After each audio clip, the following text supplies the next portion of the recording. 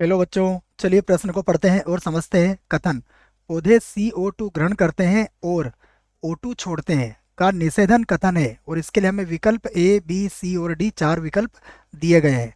प्रश्न को हल करने से पहले प्रश्न के लिए मुख्य अवधारणा लिख लेते हैं। तो प्रश्न की मुख्य अवधारणा जिसकी सहायता से इस प्रश्न को हल किया जाएगा।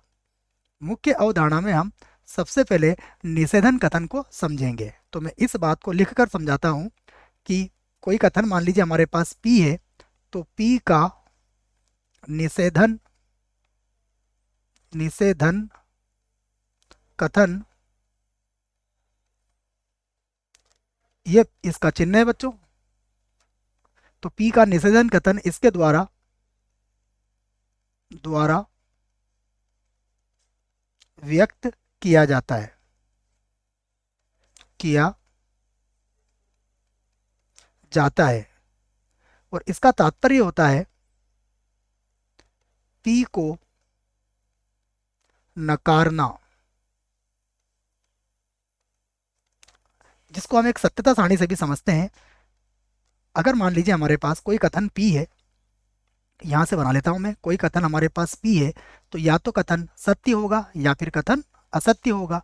तो इसका जो निषेधन कथन बनेगा, देखो, अगर P सत्य है तो ये असत्य हो जाएगा और यदि ये असत्य है तो यह सत्य हो जाएगा। तो ये हमने सत्यता सारणी से भी इस बात को समझ सकते हैं कि P को अगर नकारा जाएगा तो वो उसका निषेधन कथन बन जाएगा। अब प्रश्न को देखते हैं। प्रश्न को देखें तो यहाँ पर हमें संयोजक और का प्रयोग किया गया है।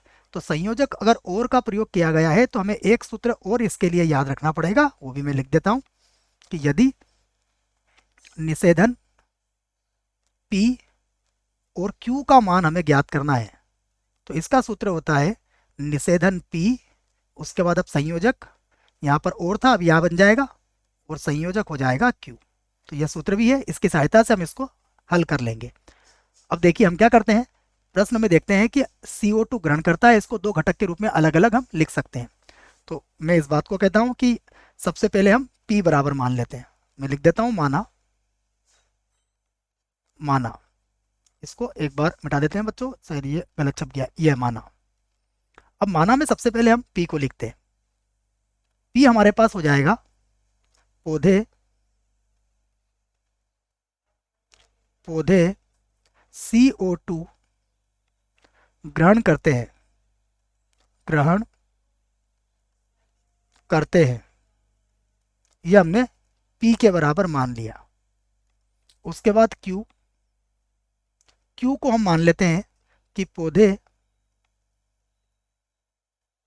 पौधे O2 छोड़ते हैं छोड़ते हैं। अब हमें इसका निषेधन कथन किसका निकालना है।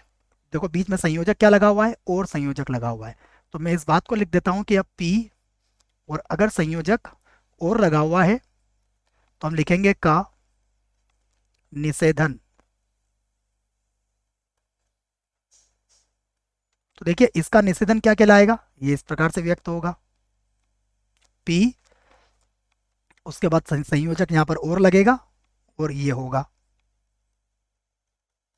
अब इस सूत्र का प्रयोग यहाँ पर हम कर लेंगे। तो इस सूत्र की सहायता से इसको क्या लिखेंगे, देखो आप, अतः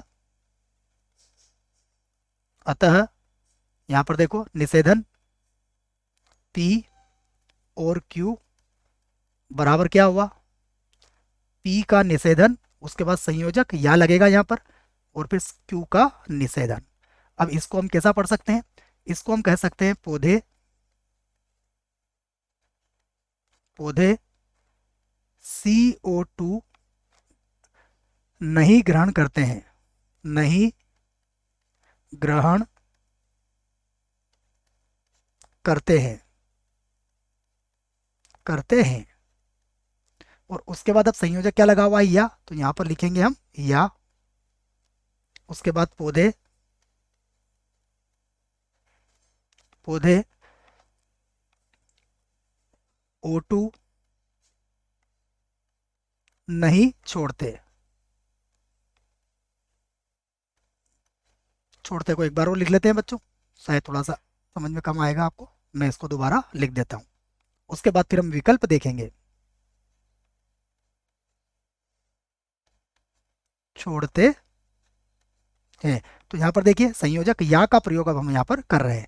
तो अब प्रश्न में हमारे विकल्प देखते हैं। तो देखो इस विकल्प में क्या लगा हुआ है, और, तो यह विकल्प तो गलत हो जाएगा। यहाँ पर देखिए पौधे CO2 नहीं ग्रहण करते हैं, और यहाँ संयोजक देखिएगा बच्चों या लगा हुआ है। इसका अर्थ हुआ कि यह हमारा विकल्प बिल्कुल सही विकल्प होगा, और यहाँ पर यह विकल्प भी गलत हो जाएगा। और इस विकल्प में भी देखिए एक में हाँ है और एक में ना है, यह विकल्प भी हमारा गलत हो जाएगा। सही विकल्प का चुनाव हमने कर लिया है बी। आशा करता हूँ आपको इस प्रश्न का उत्तर समझ में आया होगा। धन्यवाद।